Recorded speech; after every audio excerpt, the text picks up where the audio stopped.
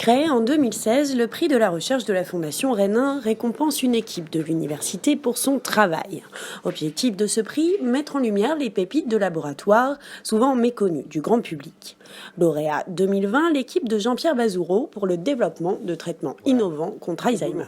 En fait, les travaux ont démarré donc sur les petites molécules, parce qu'en fait, nous, on est en quelque sorte ce qu'on pourrait considérer des architectes moléculaires. Donc ça a démarré un petit peu de façon fortuite, parce que on a vu qu'il y avait une molécule qui était issue donc d'une algue marine et qui était très peu étudiée, même pas du tout. Et puis comme on est chercheur, on est curieux, on s'est dit finalement on va essayer de voir à quoi pouvait servir donc cette molécule. Donc on a essayé de les modifier un petit peu.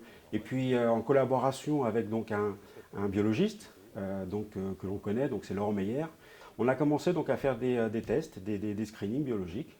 Eh bien, il a été mis en évidence que ces molécules-là pouvaient donc inhiber une enzyme, donc une grosse molécule, mais qui va avoir une influence importante sur certaines maladies neurodégénératives, comme ça peut être Alzheimer ou la trisomie 21.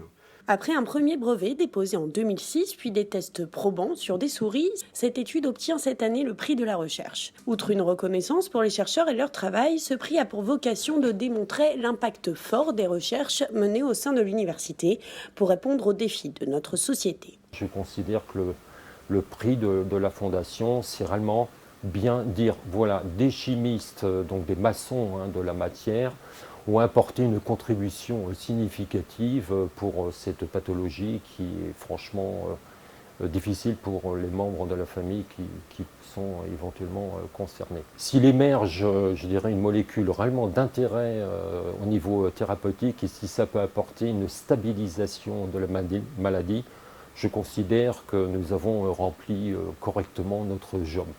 Nerf de la guerre de la recherche, le financement. La recherche prend du temps et coûte cher pour mener à bien ses projets et trouver des solutions. Il faut donc un engagement financier sur le long terme.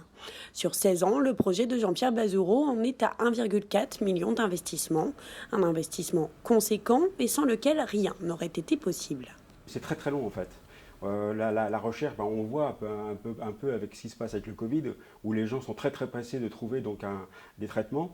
En fait, ça ne se passe pas comme ça dans la recherche. Là, ici, pour ces molécules, je ne me trompe pas, mais c'est à peu près 15 années de recherche.